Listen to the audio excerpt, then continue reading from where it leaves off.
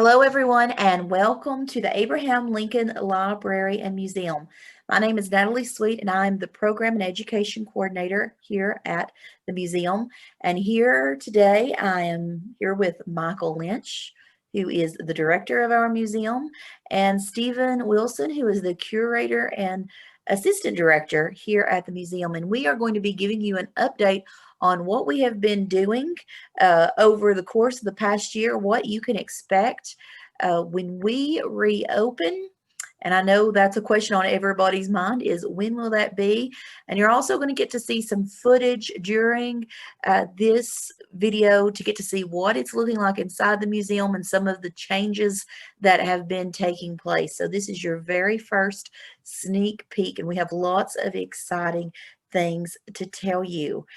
So first of all, I'd like to kick off by turning it over to Michael and having you talk about the origins of the Kincaid effort here at the museum and the scope of the project to expand the museum to make broader access to the collection possible. Sure. So most of the people who have been receiving the mailed updates from the museum, and certainly anybody who's driven by the front of campus within the past year or so is aware of the fact that we're undergoing a major renovation, and that's why the museum has been closed and is currently closed. And the origins of this project go back to the first relationship between LMU and the Kincaid family estate that was actually initiated before I came back to the museum as director. Robert Kincaid was president of LMU and an administrator here sort of in the middle of the 20th century was when he was associated with LMU, and that was kind of during the time when the university was making a lot of major acquisitions of Lincoln artifacts and Civil War items. And the money that we received to do the renovation actually came from the estate of his niece and nephew. The executor of that estate reached out to the university, and we initially received a $750,000 gift that paid for a lecture series, a new research center, and the renovation of the Kincaid Gallery. Some of you may have visited the museum before we closed for renovation to see that exhibit on Lincoln's early life, Lincoln's life before the Civil War. And after that project was initiated, we received an additional offer of $1 million from the Kincaid estate toward a major renovation if we could match it by raising another $1 million. And the university actually exceeded that match. And so that's the money that's paying for the renovation. And the renovation consists of basically a total gutting of the museum. We're changing everything inside, although we are going to reinstall the Kincaid Gallery when we move back in. And also an expansion of the museum. So we're building out toward the front for a new entrance. We're adding some new visitor facilities, a couple new exhibit galleries. We've replaced the roof. We're updating all of our lighting and climate controls. And the construction phase is actually almost finished. We're getting ready to start moving the collection back in, and then we'll get to work on exhibits. Now, visitors who've been to the museum before are likely familiar with our previous galleries. Of course, the Kincaid exhibit was installed very recently and is our newest addition to the Lincoln Museum, from log walls to marble halls, featuring the early life of Lincoln prior to his presidency. Now, you've also probably are well familiar with, if you've been to the museum before, our Civil War gallery, our Lincoln Assassination Gallery, and our upstairs mezzanine. But there are some big changes coming that's going to allow us to get some materials out of our vault and into your view. And I wanted to give everyone a moment to talk about some of the new exhibits that we're working on. Now, museum staff have been hard at work, each taking an exhibit to craft and make their own for the public. So, Stephen, as curator, can you speak to some of the exhibits that you are currently working on that will be totally new when we reopen? Thanks, Natalie. Yeah, one of the exhibits I'll be working with, of course, everyone's working together and supporting one another because it's such a big project, number one, and number two, it's very complex. The one I'm focusing in on right now is the Civil War. And of course, we had a Civil War gallery before we closed down and renovated, but this is going to be a different look at the Civil War. We're going to be talking about the cavalry as an entity, artillery, infantry, the naval aspects of the war, using new exhibits or using new artifacts that either haven't been out or only have been out for a limited time.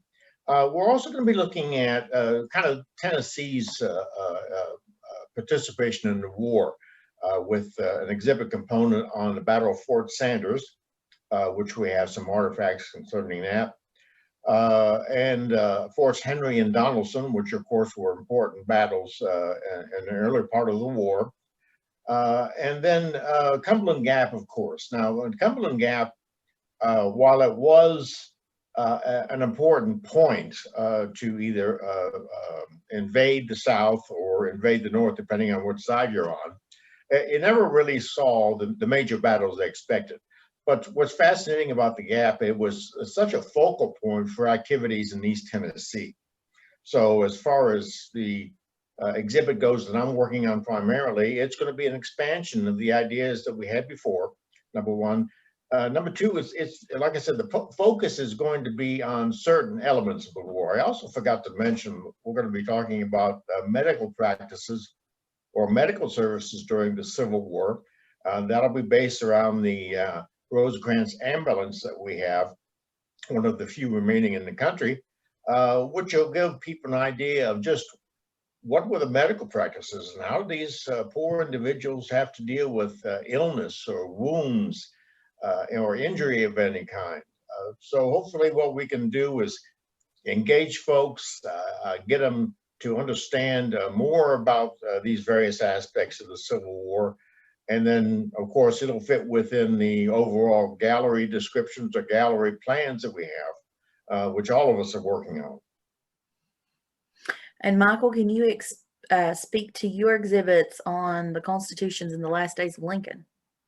Sure, yeah. So as Stephen mentioned, we're all collaborating on the different exhibits that we're doing, but because of the scale of this project, we're having to approach the exhibits a little bit differently than we have in the past.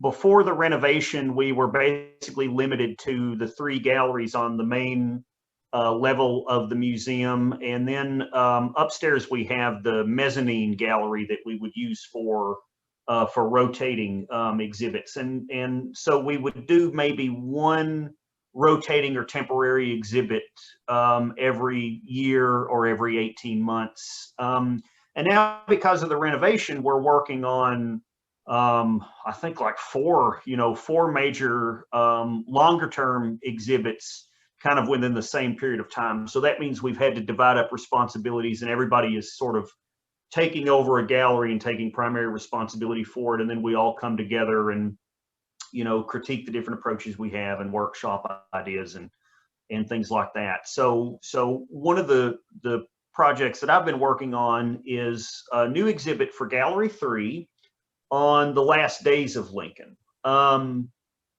Again, the 3 galleries on the lower floor traditionally have been devoted to Lincoln and the Civil War experience, kind of as a single chronological unit. And now that we have room for Stephen to do a freestanding Civil War exhibit upstairs, we started to think about what we wanted to do with those 3 galleries. And we knew we were going to reinstall the Kincaid Gallery when the renovation was over. And we have a really nice traveling exhibit on Lincoln and the Constitution that we're going to be putting in Gallery 2 and supplementing with some material from our collection, some original documents that we'll be rotating in and out, and some election paraphernalia. And as we looked at the other Lincoln artifacts that we had that didn't really fit into the context of the Constitution exhibit, and started thinking about how we wanted to build a narrative for Gallery 3, we sort of asked ourselves, what is the unifying thread that ties these remaining artifacts artifacts together. And it sort of occurred to us pretty early in the process that all these artifacts somehow tied into the last months of Lincoln's presidency, whether they were whether we're talking about his supervision of the war's last campaigns or his assassination, his funeral, things like that. So that was the topic we decided to focus on for the new installation in Gallery 3. So this exhibit will look at just those last weeks of Lincoln's life, from say his last birthday, February 1865, when he turned 56 years old, up through his assassination and funeral. So people will be able to see some artifacts related to the first family, some really intimate artifacts, things that were owned by Lincoln himself, by things that were owned by Mary Todd Lincoln, things she purchased to furnish the White House, and then we'll be looking at Lincoln's personal security. We have some really neat material from Ward Hill Layman, who was his close friend and kind of his unofficial bodyguard in Washington. We'll be looking at his second inaugural in March 1865, just a few weeks before his assassination. We'll be looking at the end of the war and Lincoln as commander-in-chief during that period, and the visit that he took to the front. The longest trip that Lincoln took away from Washington was a 16-day visit that he made just very, very shortly before he died. He was actually present at the front when Richmond, the Confederate capital, fell. So we'll be looking at that visit, and then we'll be talking about his assassination and his funeral with some artifacts from his funeral, and some really neat items we have that either have not been on display before or they haven't been on display in a long time. And then, of course, the Lincoln and the Constitution exhibit is a little bit broader in scope. It looks at the constitutional issues raised by Lincoln's presidency and how he dealt with those issues. The question of secession: are we a single nation, or are we an assembly of different sort of semi-independent or semi-sovereign states?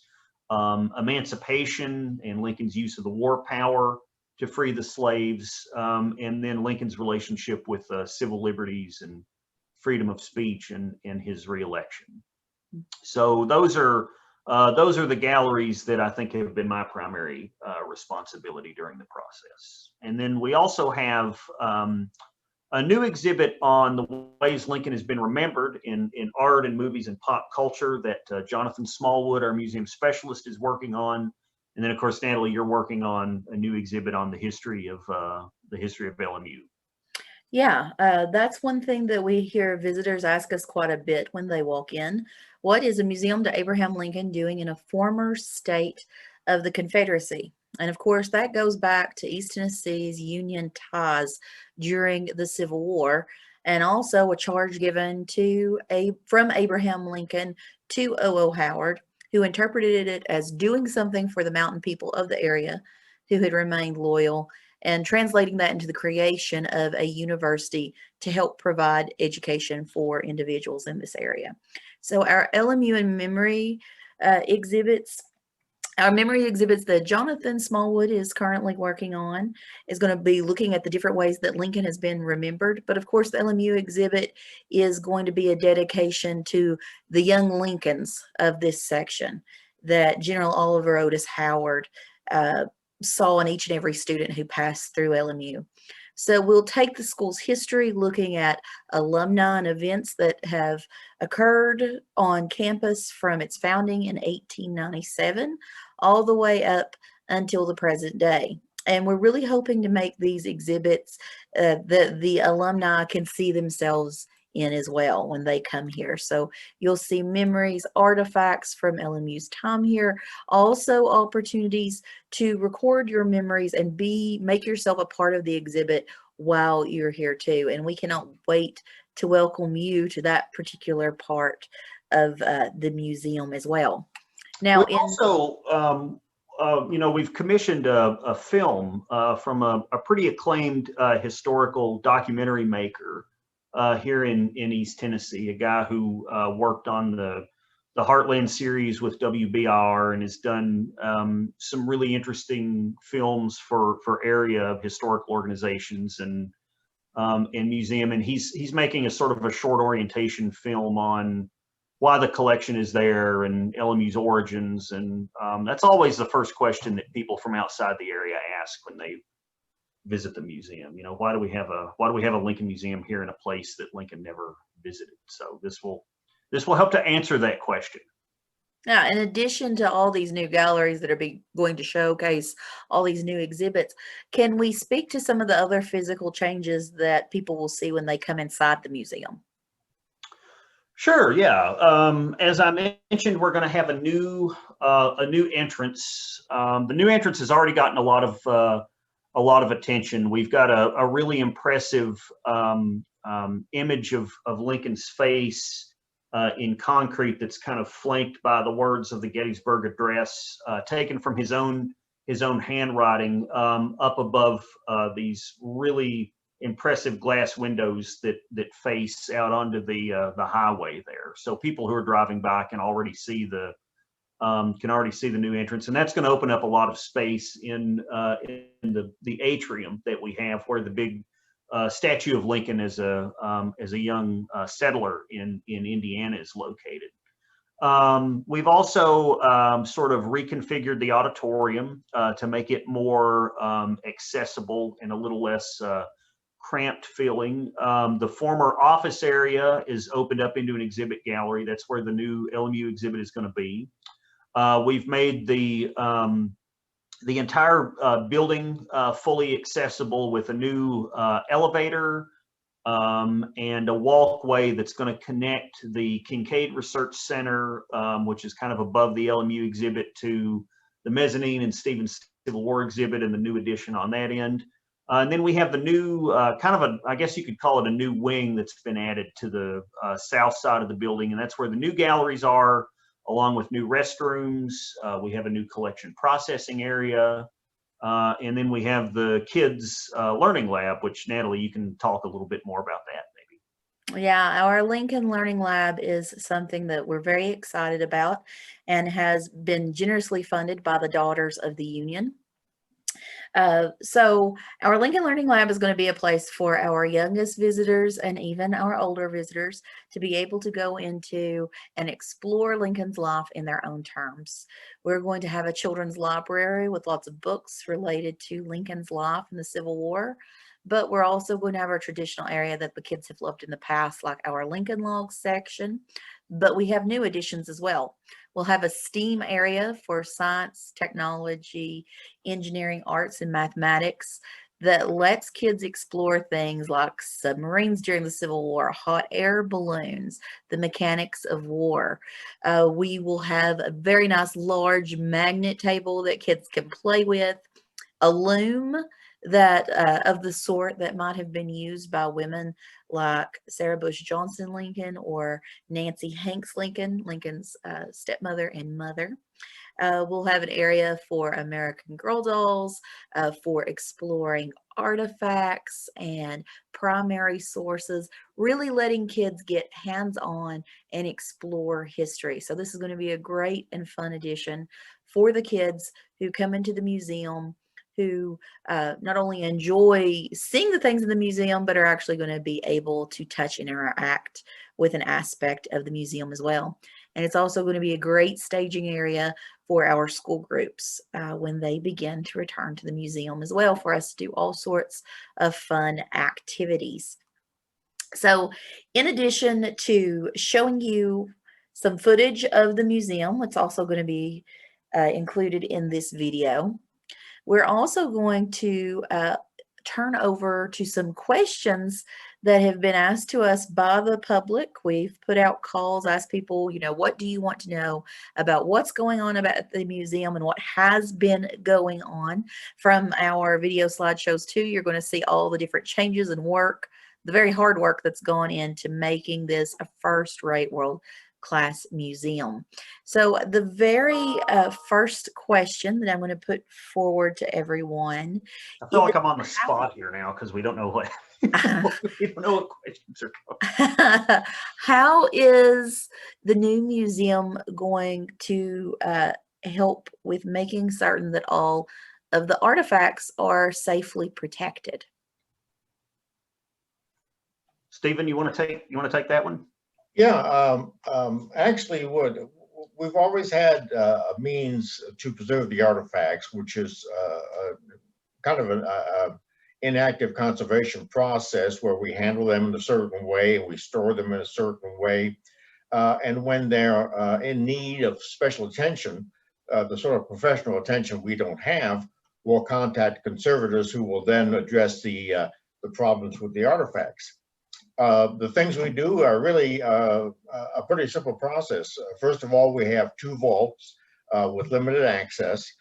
We have in one vault, the Mars Vault, paper items, books, photographs, images, lithographs, anything you can think of. We're going to be in this vault. It's probably the heart of the collection. One of the vaults we have is the art vault, which holds all of the 3-dimensional, or most of the 3-dimensional artifacts. When I say 3-dimensional, I mean firearms, could be pots in there, there could be textiles and that sort of thing. Those doors, as I pointed out, are locked. It's limited access, so that's how we manage the collection and security. All of the exhibits we have are designed for security as well. They usually have security screws on them. They're built in such a way to prevent access. Some people, of course, get curious about these sorts of things. And they're designed so that they're also covered by cameras, a network of cameras that will track people visiting to the museum, will track their interest. And at the same time, we want the collection to be as safe as possible. So these cameras will provide security in conjunction with security services on campus. So we're taking care of the artifacts, which is our primary concern. We're utilizing the artifacts to tell the story of Lincoln and the Civil War. And we're kind of continually doing research into the artifacts themselves. Each piece we have has a particular story to tell. Sometimes that story is one we can complete. Other times it's a story that we're still investigating. It's a history mystery, if you will. So that's a part of the whole process of how we manage a collection, how we preserve the collection, how we house it. Our responsibility as stewards of the collection is to make sure the piece is secure, and then we utilize it the best way possible to tell that story. Great. We have a lot more camera coverage with the renovation. They've added a lot more cameras to our security system, and also the new HVAC system is going to give us even better climate control than we had before too. So part of the renovation isn't just the building; it's also those measures that Stephen was talking about to improve the conditions under which we store the artifacts. So our next question, you said in the summer of 2019 that you were moving things in the museum. How do you pack and move a museum? Very, very carefully. we actually, I say we, but this was actually Stephen and Jonathan actually did a lot of the work to set this up. We actually had to create a new database system to track the artifacts to their temporary storage location, and also to identify the locations that they would be going back to when we move them into the museum. Anytime we accession something into the museum, it gets assigned a home location, a specific shelf or folder or box. Or in the case of things that are going to be on exhibit, a specific location in the exhibit that's entered into the electronic record that we create, along with information about its age and its measurements and and the provenance and where we got it and things like that.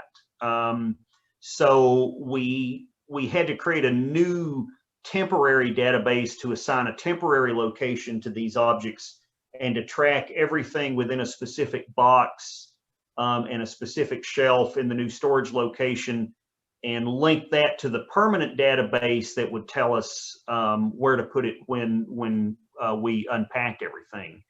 And another thing that we had to do was to create a climate controlled and secure environment for the temporary storage of these artifacts. So the LMU construction team actually had to build a new vault in another building, in a separate building, because we had to get everything out of the vaults in the museum. So they had to create a new vault with secure access and climate control, humidity control measures, and we had to be able to log and track those temperature and humidity conditions while everything was in storage, because a lot of these artifacts are so delicate that if the temperature fluctuates more than 5 degrees within a 24-hour period, or the humidity fluctuates more than 3% over a 24-hour period, you can start to see degradation.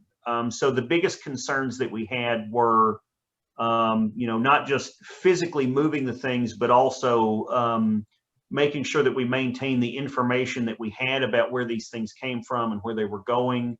And also making sure that we could maintain those conditions that Stephen talked about while these things were in storage. Unpacking is hopefully going to be a lot easier than packing. I should note, Michael was kind enough to mention Jonathan and me. The truth of the matter is, there was plenty for everybody to do. Everybody at the museum was certainly involved in moving or packing or recording. We were fortunate to have maintenance, on-campus maintenance, help us with it, because candidly, some of these artifacts are big and awkward and heavy. So it takes a lot of power to get everybody together and move these things. So truth of the matter is, it definitely was teamwork. And as far as moving everything back in, it's going to be even more teamwork. We had to build crates for a lot of the statues and sculptures and paintings that we had, but the only thing that was left in the museum was our statue of Lincoln in Indiana, the Hoosier U statue that came to us from Wabash College in Indiana. That's the big statue that people might remember seeing through the front glass through the highway. We built a crate around that statue just because it was too big to move. But everything else down to the smallest item we had to take out of the building. So we know we're going to see that Lincoln statue again, but what new additions to the museum might visitors see that they've not seen on display before? Well, as I mentioned earlier, we're going to supplement the traveling exhibit on Lincoln and the Constitution with a lot of new items. And one of the things that we're going to have in that area is a new specialized and secure display case for documents, for archival material. And the Daughters of the Union, National Society Daughters of the Union, the same organization that, as Natalie mentioned, is funding our learning lab. They've donated the money for that exhibit to us. And in that case, we're going to have some items from our vault, manuscripts and documents that have not really been on display previously, mostly because stuff like that is really hard to display. Documents are really susceptible to light and humidity and temperature fluctuations. And even with this specialized case, we're not going to leave them on permanent display. We're going to rotate the contents of that case out every few months. We've also got recently got a donation of some handkerchiefs that belong to Mary Todd Lincoln, that will be going in Gallery 3. A lot of the Lincoln in Memory items that are going in the exhibit that Jonathan's working on, I think have probably never been on display before. We're just shortly going to receive some donated items for that exhibit. And then Stephen is working on an exhibit of some loans of some really spectacular Confederate firearms from a private collection. I don't know if that, Stephen, if that was something that you wanted to talk about in more detail, or. Well, it's like anything else, Michael. One of the things that people ask us is why are artifacts so important? Why can't you just use a photograph of it or a copy of it or that sort of thing? And it's because these pieces that we have in the collection that we offer to our visitors are really talismans. They tell us something about people from 100 years ago, 150 years ago. And then the firearms that will be coming into the museum when the exhibit is developed were used during the Civil War, were part of a process for a cataclysmic event of the Civil War. So, you know, when you find things like this and you try and tell a story, you also try and associate individuals with the artifacts too. And it becomes a more personal look at things in history, a remarkable time and remarkable people. All right, and we've got about 2 minutes left. So the biggest question, the elephant in the room, is what does the timeline look like for reopening? Well, it sort of depends on the coronavirus situation. You know, a lot of museums around the country have been closed, and a lot of them remain closed because of the pandemic. So part of the answer is going to depend on that.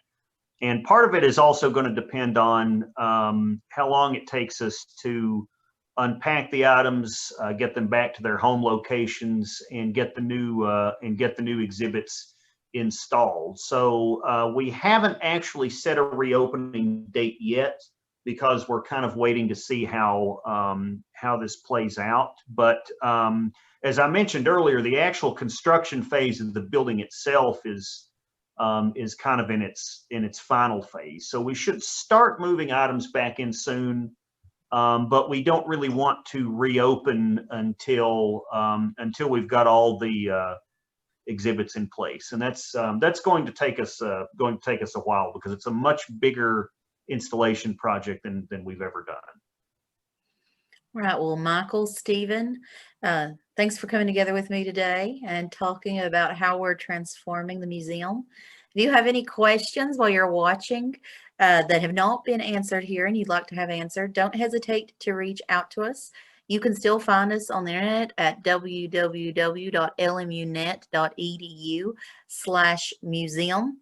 You can also follow us on Facebook, Twitter, Instagram, and Pinterest, all at _ALLM.